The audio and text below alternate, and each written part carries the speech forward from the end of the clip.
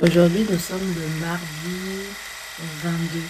Non, le mardi 23 août et je vais commencer à vlogger cette semaine. J'ai envie de vous filmer durant cette semaine la réalisation d'une pyrogravure que je prévois de faire pour le challenge pyrogravure du mois d'août qui est sur le thème précieux. Alors j'avais plusieurs idées. Au départ, je voulais pyrograver l'anneau du Seigneur des Anneaux. Et après, je me suis dit, c'est trop simple. Et je me suis dit, pourquoi ne pas creuser et faire quelque chose d'un peu plus original.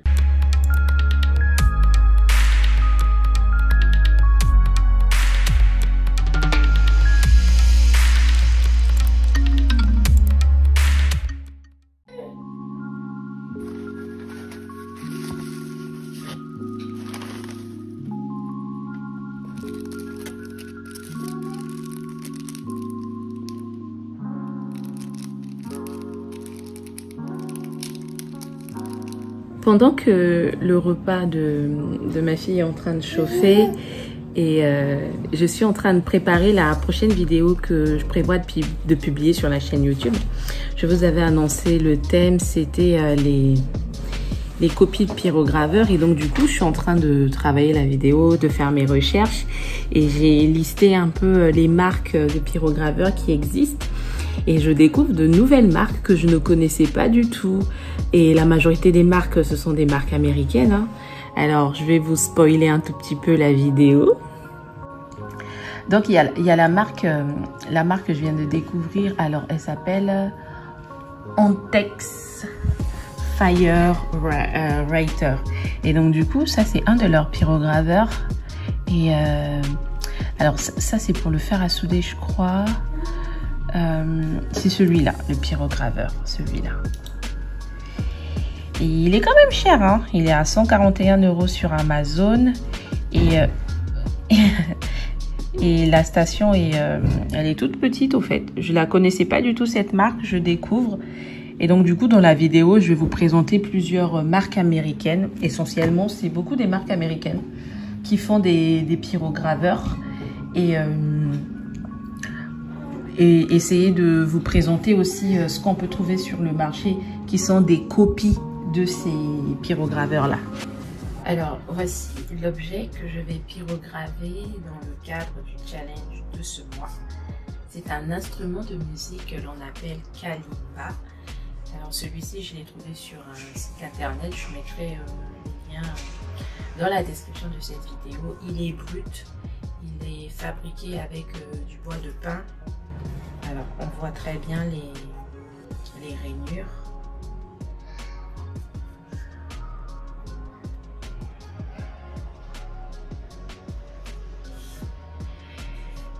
Mais après l'avoir poncé, ça va un peu plus atténuer la rugosité des rainures. Et déjà de base, la planche est suffisamment lisse, mais il faut toujours repenser un peu le bois avant de faire la pyrogravure.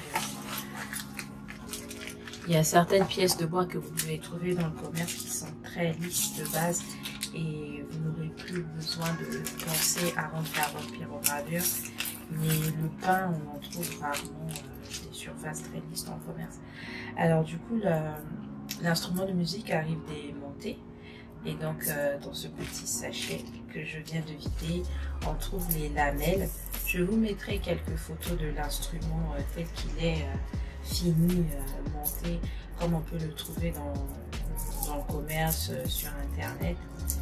Alors, celui-ci, il est à 17 lames. Il y a différents kalimbas avec différentes lames, différents nombres de lames. Je crois qu'il y en a 21, il y en a 17 et je crois qu'il y en a 15. Mais en tout cas, il y en a plusieurs. Et celui que moi j'ai trouvé qui était brut, que l'on peut personnaliser à sa guise, était un kalimba de 17 lames. Donc là, je vais le poncer et ensuite, je vais vous montrer un peu ce que j'ai envie de faire là-dessus.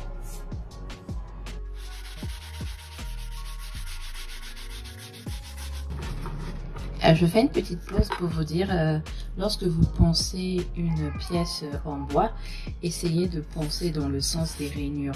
Parce que si vous poncez dans le sens inverse, par exemple là, si je fais perpendiculaire au fait aux rainures, vous voyez le sens, un peu le sens du bois, le grain, voilà, le sens du grain, ça va pas être, comment dirais-je, votre travail de ponçage ne va pas être très lisse. Après, vous avez des ponceuses électriques qui vont avoir des mouvements circulaires. Ils ont des rotations à la minute qui sont très élevées, ce qui fait que le mouvement circulaire, étant très rapide, réussit à lisser le grain du bois. Mais lorsque vous le faites manuellement avec un bloc à poncer ou du papier abrasif, faites-le dans le sens du grain. Alors là, j'ai un peu du mal à poncer dans cet espace-là, dans le sens du grain, c'est-à-dire comme ça, vous voyez. Je peux pas du tout, du coup je fais comme ça, mais je pense que je vais pas poncer cette partie parce que je vais pas faire de motif, parce que les lames couvrent, on voit pas ce côté-là, donc ça sert un peu, c'est pas utile. Voilà, c'est pas utile. Mais là, effectivement, j'ai la possibilité de poncer dans le sens du grain. Si vous avez un pinceau pour retirer la poussière, c'est encore mieux. Mais là, j'ai pas sorti mes pinceaux. Donc, je le fais avec du sopalin qui était juste à proximité de moi pour pouvoir retirer la poussière.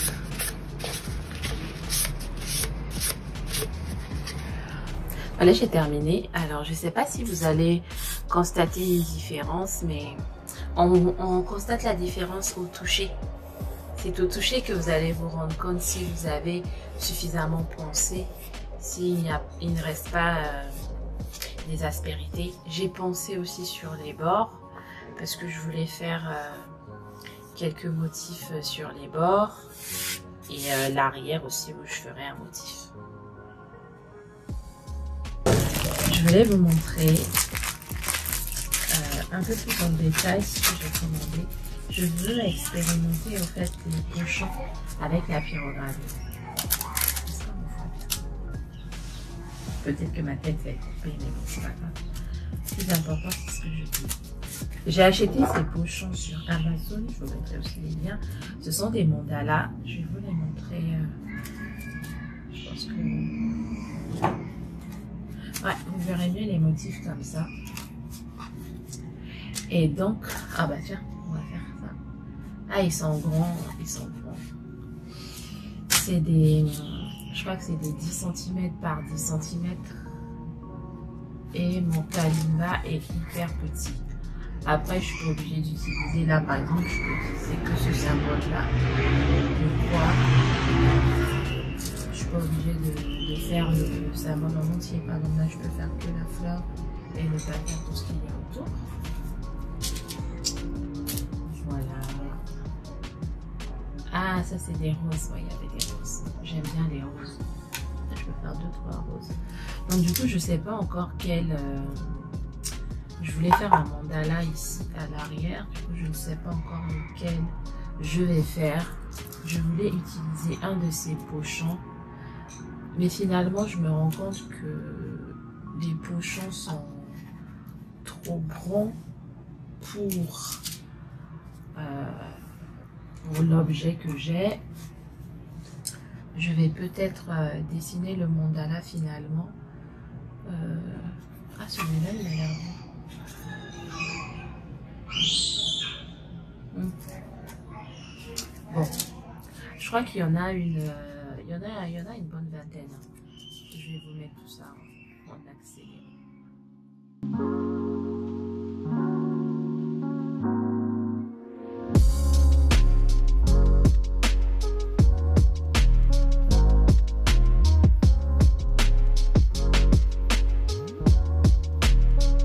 Me revoilà. Finalement, je suis indécise sur 4 motifs. Il y a celui-là. Pourquoi je suis indécise sur ce motif-là? Je vais vous dire. Au fait, sur la face, je vais dessiner un crop circle que j'aime bien, que j'ai surnommé tourbillon joyeux.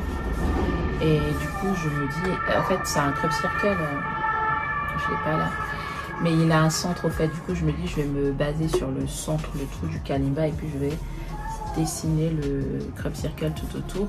Et ce mandala là me fait penser à ce crop circle.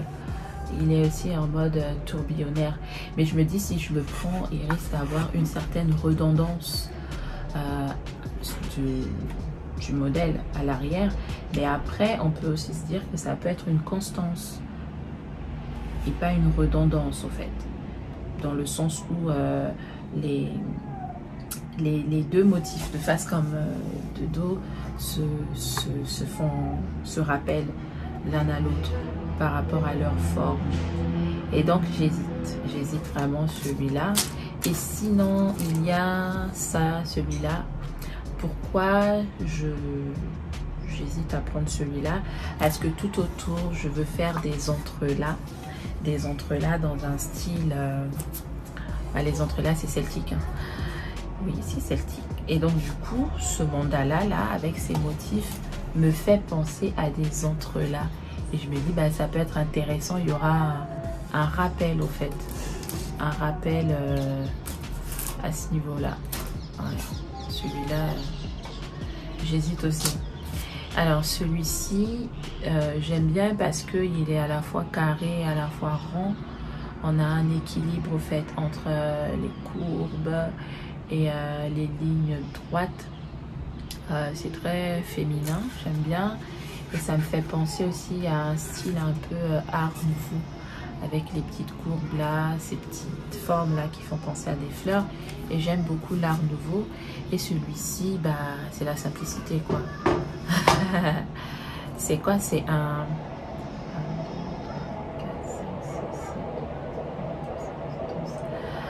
Comment on dit une figure géométrique qui a 12 côtés? Je sais pas comment ça s'appelle. Je pense que je vais aller sur celui-là. Je vais aller sur celui-là et ça va vraiment faire un très beau rappel. Et les entrelacs que je vais choisir, je pense que je vais choisir des entrelacs avec des lignes rectilignes, si je puis dire, parce que les courbes c'est pas des lignes. Je vais choisir plutôt avec des lignes droites qu'avec des courbes. Je vais pas prendre des courbes, sinon ça va faire trop de courbes dans les pyrogravures que je vais faire, parce que là on est vraiment sur que de la courbe. Le motif que je vais faire en face c'est aussi que des courbes, et je me dis, pour apporter un certain équilibre, de la rectitude tout autour avec des lignes droites, ça va être beau. Bon,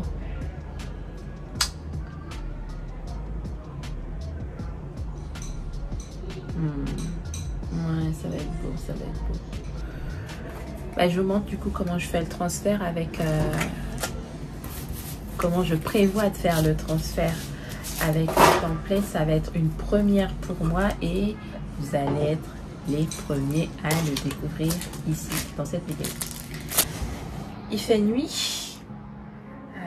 Du coup j'ai mis un peu de lumière. J'espère que ça va être suffisant et que la vidéo continuera à être agréable à regarder. Et il y a un peu de bruit ambiant. Vous devez certainement écouter ma petite fille qui rit. Il y a aussi le train qui passe. Il y a aussi les voisins. C'est le bruit de la vie, le son de la vie. La vie. Il y a aussi des avions. Ouais.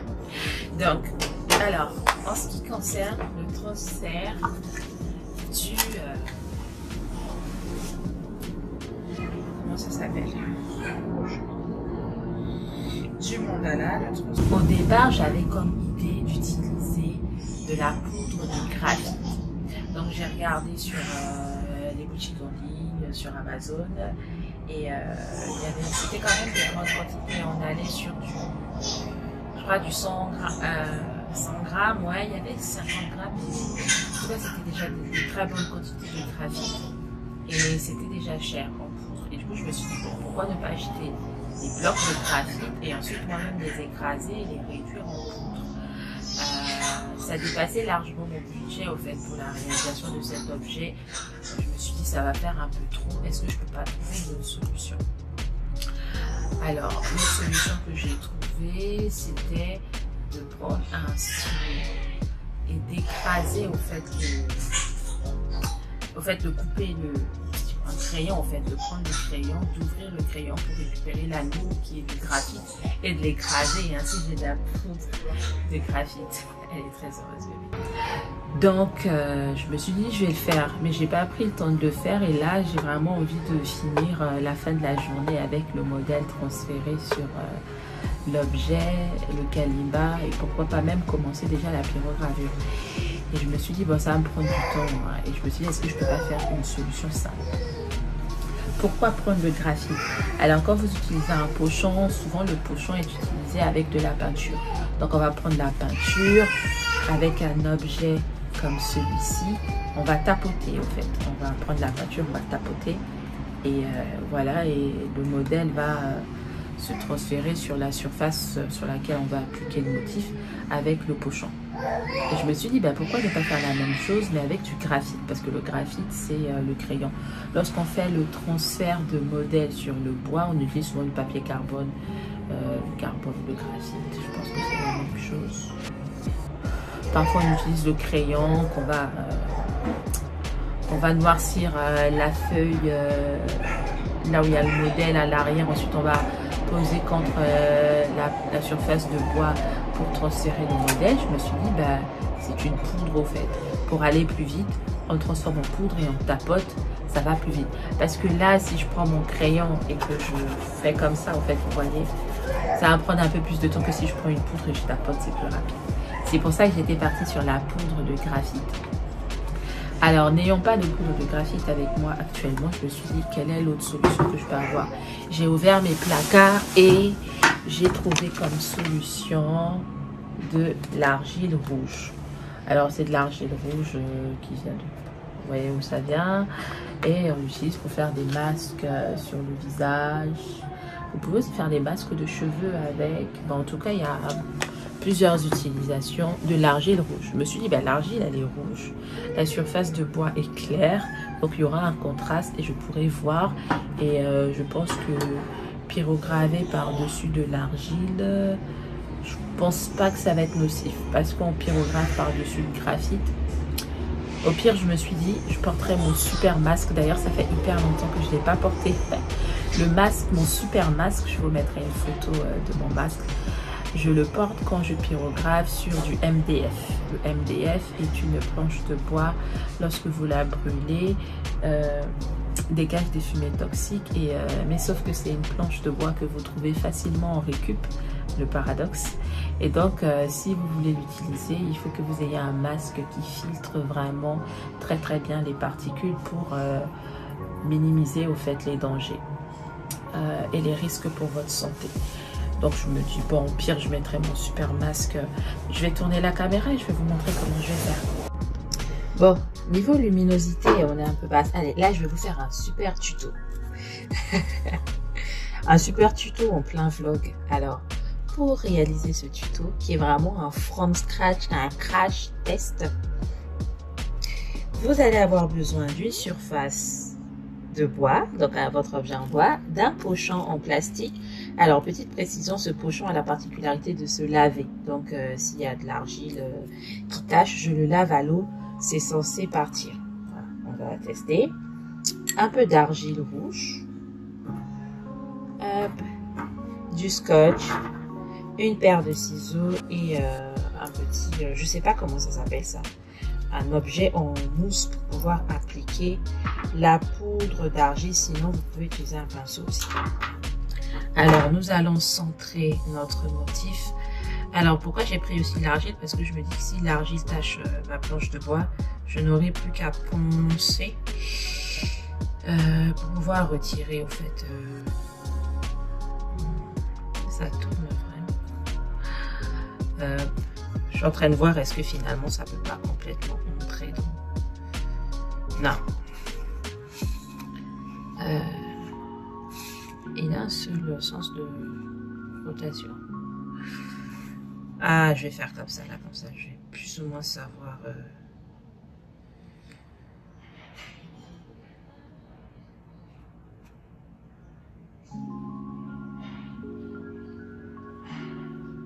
Ah ouais. C'est bizarre. Mais oui. Ok. Du coup, je vais appliquer mon scotch. Pour ne pas que ça bouge. Ah.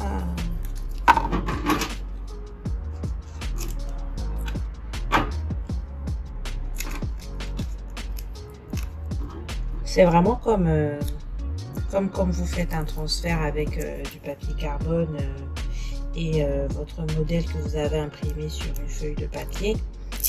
Il faut vraiment que lorsque vous collez le modèle qui est sur la feuille de papier contre votre planche de bois, il faut vraiment bien fixer le modèle et que ça ne bouge pas au fait pendant que vous allez réaliser le transfert.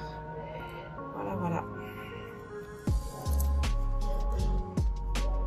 Ce vlog est un peu particulier parce que j'ai revisionné les précédents vlogs que j'avais fait. C'était dans mon ancien appartement, effectivement. Donc, je pense que ceux qui ont regardé les 3 précédents vlogs, vous avez dû constater un changement de décor. J'ai changé de lieu de vie. Et c'est vrai que j'étais pas du tout en mode... comment ça s'appelle? En mode tuto, au fait. Les amis, on a un problème. Le but, au fait, c'est que ça marque. Je vais vous zoomer ça. Le but, c'est que ça marque, au fait. Et là, j'ai pas du tout de marque. Hein. Je pensais que l'argile rouge tachait, mais non, ça tâche pas. Bon, bah, crash test raté. Oui, donc je disais que mes vlogs que je faisais auparavant,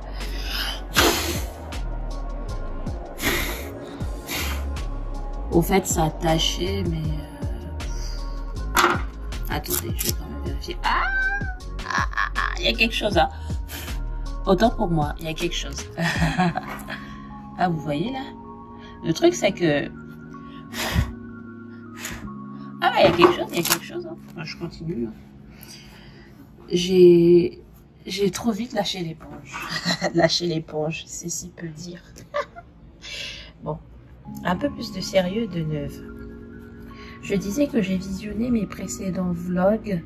Et dans mes précédents vlogs, je n'étais pas du tout en mode tutoriel. Je vous partageais vraiment le processus créatif d'une création. Et je vous montrais un peu le début et la fin de la réalisation pour que vous voyez un peu par quelle étape je suis passée.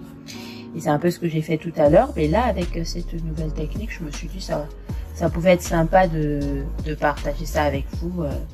Comment je vais faire, quoi. Au lieu de juste le faire dans mon coin et puis de vous dire tada, voici le résultat. Et puis forcément, parmi vous, il y aura certains qui vont être curieux de savoir comment j'ai fait. Allez, moi je vais souffler dessus, c'est plus simple, c'est plus rapide.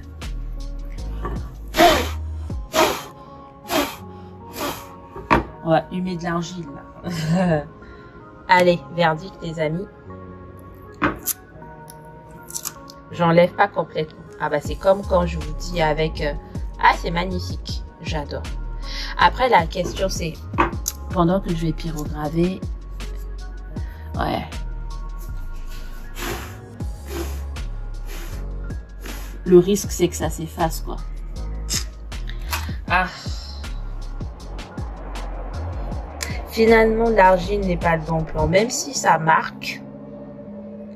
Ça va s'effacer parce que vous savez quand vous pyrogravez vous faites comme ça et souvent moi je mets une feuille de papier pour ne pas salir avec le graphique mais non. Donc qu'est-ce que je disais oui donc c'était plus intéressant de vous montrer le processus et là vous avez vu en direct avec moi que le résultat n'est pas concluant. Je vais vous montrer la suite. En fait je vais pas soulever parce que je vais le faire par-dessus. Du coup, je me dis, j'ai apporté un cutter et un petit couteau. Là, je me dis, est-ce que je sacrifie mon crayon HB pour récupérer la mine ou est-ce que je... Vous voyez ce que je veux dire? Est-ce que je ne suis pas finalement... Sauf que ça va mettre du temps, hein. Vous vous rendez compte de tous les petits motifs que j'ai là? Ça va mettre trop de temps en fait. Et finalement... Oh, ok, je vois. Ok. J'allais dire finalement on va se retrouver à avoir à peu près le même processus que si j'avais le mandala sur une feuille de papier. Mais je viens d'avoir une petite idée. C'est de suivre les contours intérieurs du mandala. Comme ça. Se poser pour le soleil. Ah bah j'ai fini. Finalement c'était pas si long que ça. Hein. Ah, c'était plus rapide finalement que sur le papier. Je pense que sur le papier j'aurais mis plus de temps. Ah ouais. Je retire ce que j'ai dit tout à l'heure. J'étais en train de vous parler, j'ai même pas vu le temps passer. Ok, comme d'habitude, on vérifie qu'il y a bien les traits partout, qu'on n'a rien oublié avant de retirer le motif, parce que sinon, bah, pour le replacer, pour faire le truc, c'est... Ah, j'ai oublié quelques pétales. Même plusieurs pétales. C'est pas évident après de replacer... sur les éléments déjà tracés. J'ai très peu de lumière ici, là, sur le balcon. Il faut que je me trouve d'autres sources de lumière un peu plus puissantes parce que j'aime beaucoup pyrograver la nuit. Pour ceux qui viennent d'arriver sur la chaîne, j'ai une playlist, je crois que ça s'appelle Pyrograve avec moi et c'est souvent, je crois que c'est pyrogravure du soir. J'aime beaucoup pyrograver la nuit parce que bah, quand il va arriver, quand il sera vers entre 22h et 23h du matin sur une semaine, c'est calme en fait, c'est très calme. Il y a très peu de trains, voire plus du tout. Non, ouais, il y a très peu de trains à 23h. Il y a très peu de trains, il y a peut-être un train toutes les 1h30. Donc c'est 1h30 tranquille quoi. Ouais, les avions, il n'y en a pas beaucoup.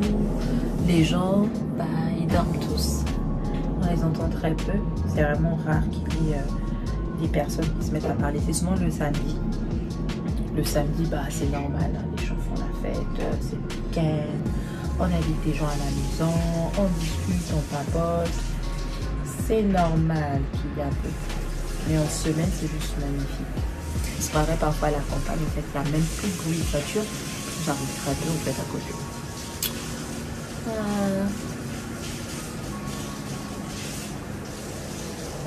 Non, il y a quand même des bruits de voiture. Je confonds avec mon ancien appartement. Mon ancien appartement, il n'y avait pratiquement pas de voiture qui passait à 23h. Bon, je m'étale, je vous montre le résultat et je découvre moi-même le résultat. Oh, c'est magnifique. J'espère qu'on voit bien. Il faut que je vous fasse une petite vidéo pour bien vous montrer. Ah ben, en fait, en soi-même, déjà comme ça fait déjà un flow, quoi. Ça fait déjà quelque chose. Ah, je suis contente de mon choix, finalement. Contente. J'étais déjà fixée, quoi. J'avais déjà tranché sur mon choix, mais voilà, j'aime bien. J'aime bien. C'est très, très beau. Ça va être magnifique.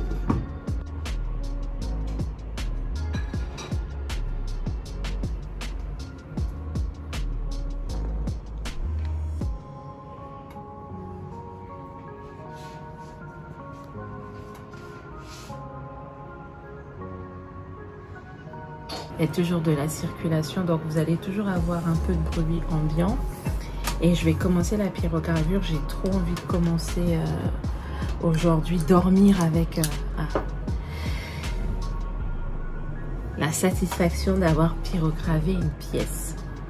Alors, je vais utiliser mon pyrograveur, celui qui est dans le kit de pyrogravure que j'ai créé et que vous pouvez trouver en vente sur ma boutique en ligne.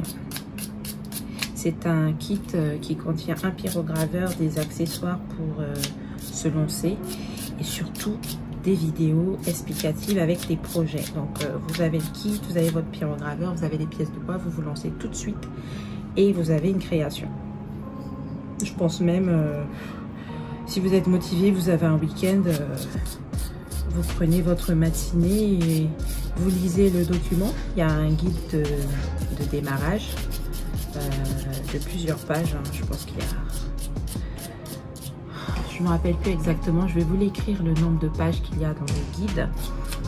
Vous avez le guide de démarrage, vous avez des modèles et vous avez des vidéos, ainsi que dans le guide, au fait, à l'écrit qui vous explique comment faire les projets. Vous avez un projet de porte-clés, un projet de manière, vous avez un projet de sous-verre. Donc, vous pouvez réaliser de très belles pièces dès votre première initiation en autonomie grâce aux vidéos et aux documents PDF.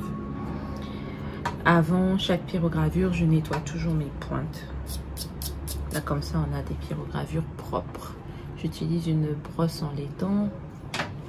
Et là, je vais utiliser la pointe universelle. Je vais utiliser la pointe universelle au début. Je vais voir si je prends une autre pointe. Là, mon objectif ce soir avant d'aller dormir, c'est de faire les contours. Donc, du coup, je vais brancher.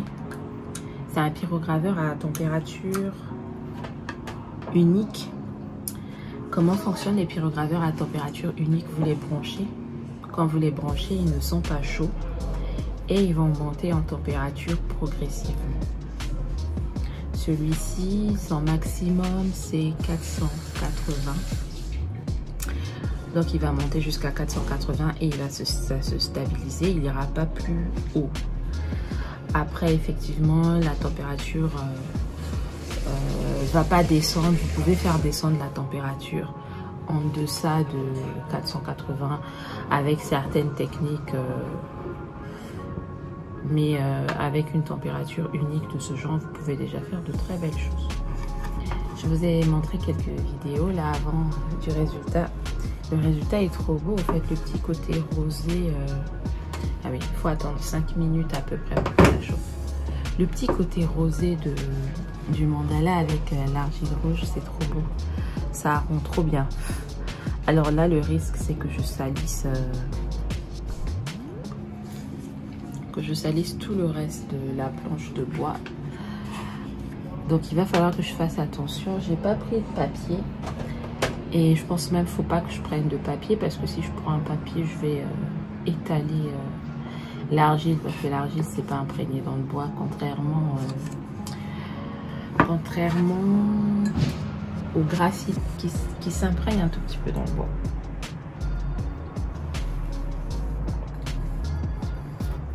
On va attendre 5 minutes.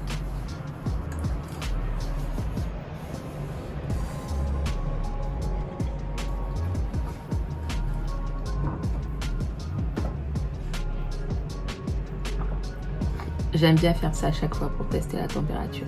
Selon que quand c'est hyper chaud déjà à ce niveau-là, je perçois la chaleur proche de ma bouche.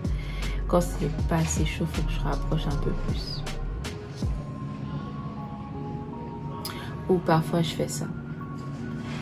Quand c'est à ce niveau-là et qu'il est bien chaud comme ça, je crois. Quand il est bien chaud à ce niveau-là, je perçois déjà la chaleur. Et là, je perçois rien. Je dois me rapprocher pour sentir la chaleur, au fait. C'est pas encore... il n'est pas encore arrivé au maximum. Par contre, si vous voulez déjà utiliser cette température qui est basse, là, je pense qu'on doit être à mi-chemin. Vous pouvez déjà commencer à pyrograver. Mais le pain, 480, c'est mieux. Entre 480 et 500 et 600. Ce sont de très bonnes températures pour pyrograver le pain. Au-delà, c'est trop chaud pour moi en fait. Surtout, ça va fumer. Parce qu'il y a pas mal de résine en fait. De résine qui reste au niveau des planches de pin et de sapin. Et c'est pour ça, au fait, que moi, je préfère le pyrograver avec des pyrograveurs débutants à température unique, qui ne montent pas très haut, parce que avec les pyrograveurs pro, j'ai toujours tendance à aller très très haut. Et parfois même les pyrograveurs professionnels, leur température minimale est déjà bien chaude, et donc on se retrouve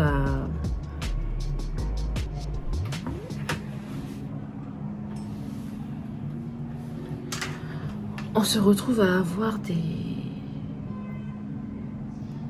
pyrogravures avec de la résine qui déborde. Là vous voyez, je crois que j'ai déjà de la résine qui déborde un peu. Ah, c'est peut-être l'argile. L'inconvénient quand il fait nuit comme ça, j'ai pas assez de lumière. Aïe aïe aïe aïe. Le truc c'est qu'il faut pas aussi que ça va à la planche est épaisse. Parce qu'il faut voir l'épaisseur de la planche, parce qu'il faut pas que je perce le bois, que j'aille à travers. C'est la caisse de résonance au fait, faut pas l'abîmer, sinon l'instrument va pas bien chanter. Alors, messieurs, dames, je confirme, c'est compliqué de pyrograver sur de l'argile. J'avais tout faux. Du coup, ce que je vais faire, je vais retirer... vu que j'ai passé après le crayon, je vais retirer l'argile qui reste.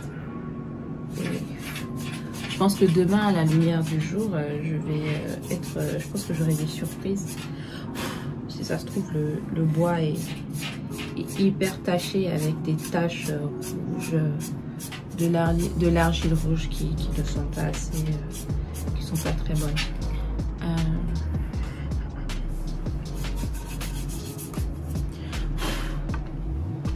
Je pense qu'on est bon. Je vous montre un peu parce que je sais pas si vous voyez là, ici là, c'est un peu la résine qui est en train de fondre sous l'effet de la chaleur. Et j'arrivais pas à pyrograver à cause de... Comment ça s'appelle? L'argile. Je sentais qu'il y avait de la résistance au fait, alors que j'ai bien poncé ma planche de bois.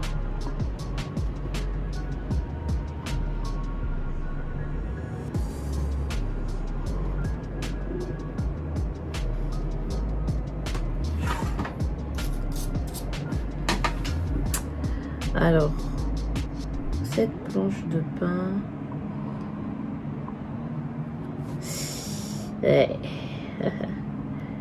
la joie du pain avec les rainures.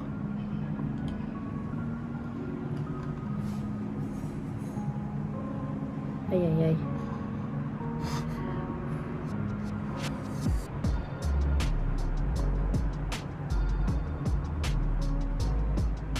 C'est même trop chaud. Alors que je suis...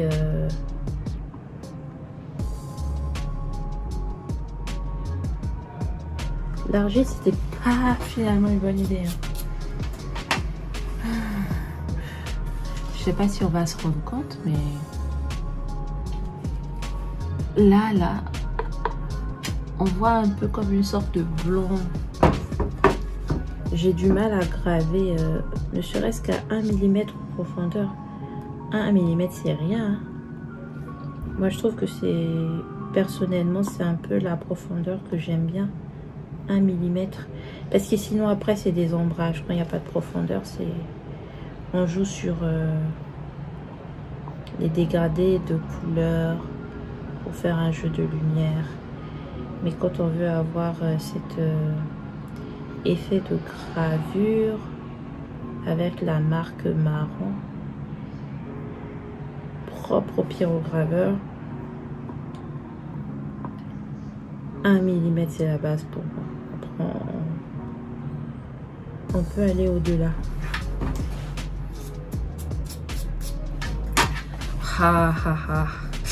Finalement c'est compliqué, hein.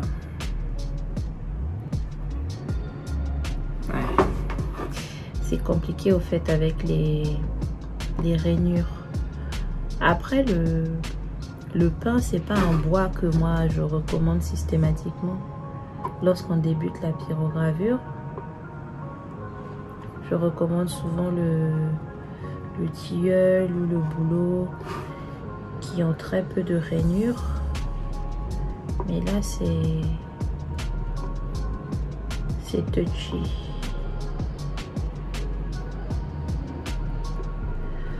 Ah là là, regardez.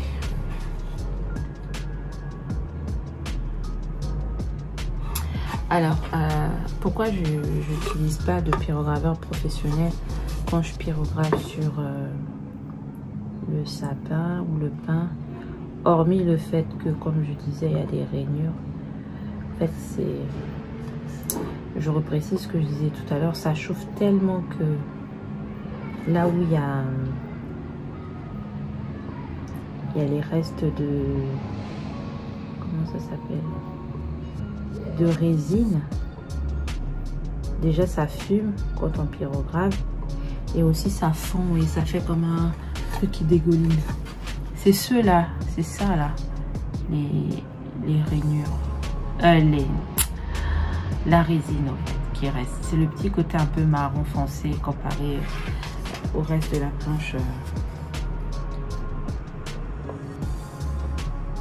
Et du coup, parfois le bois qui va avoir à l'intérieur va être trop mou, ça va pyrograver trop vite. C'est un bois très technique. Aïe, aïe, aïe. Ça ne me plaît pas du tout. Comment il se comporte ce bois. Sous l'effet du pyrograveur, ça ne me plaît pas du tout.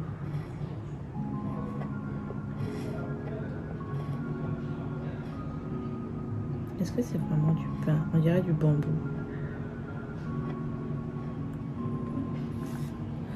Mais ça ressemble plus à du pain. Ok. Changement de programme. Pourquoi je change de programme? Au fait, là, vous voyez la petite pétale là. On voit ou pas? Ouais, la petite pétale qui est là. Vous voyez, il y a comme des petites aspérités là. En fait, c'est parce que le bois, il est un peu dur. Et le pyrograveur, la chaleur n'est pas suffisante. La chaleur que le pyrograveur me donne n'est pas suffisante. Et finalement, et pourtant c'est sûr, hein, c'est sûr que c'est du pain. Et dans la description, c'était marqué pain. Mais c'est un pain qui est un chouïa trop dur. Et il me faut une pointe très affûtée. La pointe couteau ou biseau. D'une pointe en boucle à marquer, et pendant les temps je vais mieux m'enfoncer dans le bois. Au fait, avec les pointes solides, vous n'avez pas la même comment dirais-je, vous ne pénétrez pas le bois de la même manière qu'avec une pointe à boucle à marquer. Les pointes à boucle à marquer, certaines sont aiguisées. Elles sont vraiment aiguisées comme des couteaux. Elles blessent pas, hein, mais elles peuvent vous trancher un tout petit peu. Elles sont tranchantes, vraiment pour trancher le bois. Pour faire vraiment des incisives, ça se dit. Faire vraiment des gravures profondes d'au moins 1 mm. Et avec la pointe universelle et un pyrograveur débutant, il faut que le bois soit tendre pour avoir à peu près le même type de résultat. Et là, la tendresse du bois, je la rencontre pas du tout. Je vais changer de pyrograveur. J'ai décidé, j'ai pris le Burn Master Eagle. Je vais choisir désolée. Ça me fait penser qu'il faut que j'aiguise mes pointes. Je vais vous montrer. Je pense que vous devez voir. Vous voyez, est-ce que vous arrivez à vous rendre compte là de ce côté tranchant? Celui-là, il est encore un peu tranchant. Je l'ai utilisé très peu.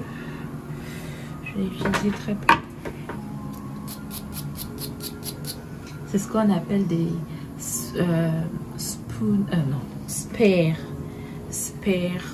point, spare pour lance au fait.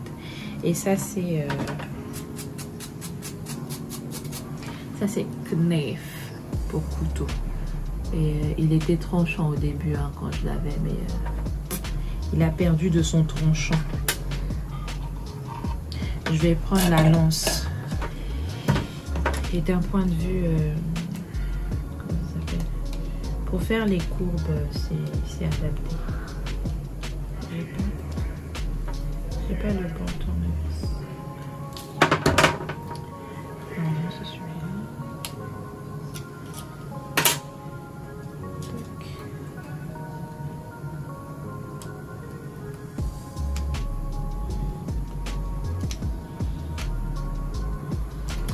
Je pensais que le Burn-Master était le seul pyrograveur du marché qui allait jusqu'à 1000, le plus puissant. J'ai découvert, je sais pas si les Razer Type ou les Colwood vont jusqu'à 1000. J'ai découvert qu'il y a un pyrograveur qui va jusqu'à 1100 degrés en termes de chauffe. C'est beaucoup, hein. Je pense pour les personnes qui travaillent les bois durs, ça doit être vachement intéressant pour eux d'avoir ces températures-là. Alors, je vous ai mis un peu plus de lumière tout à l'heure. Il n'y avait pas beaucoup de lumière. Je vais commencer. Je vais me mettre sur la température la plus basse. Et vu que c'est la température la plus basse, on va devoir attendre un tout petit peu que ça chauffe. Est-ce que vous voyez la fumée? En fait, les pyrograveurs professionnels chauffent très vite. C'est limite instantané. Et là, il est presque chaud. En fait, la fumée qui se dégage, ça brûle un peu les résidus. Même si j'ai brossé la pointe, il y a toujours un peu des résidus. Ah, j'ai rien. J'ai fini le centre. Je vous montre le résultat et j'ai rattrapé ce que j'avais commencé à faire avec mon pyrograveur débutant et je me suis rendu compte pourquoi j'avais des difficultés. Je vais vous expliquer. Ce sera un peu... je sais pas si vous le savez, mais en tout cas ça peut servir à ceux qui ne savent pas. Regardez au fait les deux tranches là. Je vais prendre un tournevis. Vous voyez cette tranche là et cette tranche là. Celle-ci est plus blanche. Et au fait à l'intérieur vous avez un peu ce qu'on peut appeler un amas de chutes de papier, du papier un peu mâché, du papier, du bois mâché, un truc comme ça, avec de la colle. Et au-dessus, vous avez des lamelles de pain. Et sauf que la lamelle qui est au-dessus, là, je sais même pas si elle fait 1 mm, elle est très fine. Et vu que moi, j'ai un pyrogravé en profondeur, et donc du coup, bah, je traverse à chaque fois la petite lamelle qui est là, et je vais attaquer au fait la colle et... c'est pour ça qu'il faut beaucoup de chaleur pour brûler cette partie-là. C'est pour ça que mon pyrograveur débutant, il n'a pas tenu à ce niveau-là, au fait. Et en plus de ça, j'ai fait avec le pyrograveur pro. Il a pas mal fumé. L'odeur, j'ai senti tout de suite que c'était du plastique que j'étais en train de brûler et pas du bois. Et finalement, j'ai bon espoir que sur cette couche-là, je peux réutiliser mon pyrograveur débutant parce que vous voyez la tranche, elle a vraiment la couleur du bois, c'est du bois brut. Ça c'est complètement du bois brut et là c'est une fine couche de bois brut plus je sais pas trop ce que c'est, puis une autre fine. Du coup ça c'est du contreplaqué et ça c'est du bois brut. Et le contreplaqué, lorsque vous l'utilisez pour pyrograver, l'idéal c'est d'avoir des contreplaqués de très très bonne qualité qui ont des couches de bois très épaisses. Là comme ça vous pouvez aller sur les techniques de pyrogravure avec des profondeurs un peu, voilà, 1 mm comme moi j'aime bien le faire. Sinon bah faut rester sur des techniques d'ombrage, au fait de couches d'ombrage très fines qui ne rentrent pas en profondeur du bois. Voilà, ben, je m'étais pas rendu compte de ça. Si je m'étais rendu compte de ça, j'aurais choisi tout de suite le Burn-Master. J'aurais perdu moins de temps. Alors, il se fait tard. Je pense qu'il doit être presque minuit là. Et avec la lumière là, j'ai mal aux yeux. Je vais m'arrêter ici, je vais reprendre demain. Et en plus de ça, à la lumière du jour, on voit mieux. Hein. Je réaliserai mieux ce que je fais avec la lumière du jour. On n'a pas le même rendu avec la lumière artificielle et la lumière du jour. Et je pourrais vous montrer ça un peu mieux. À demain.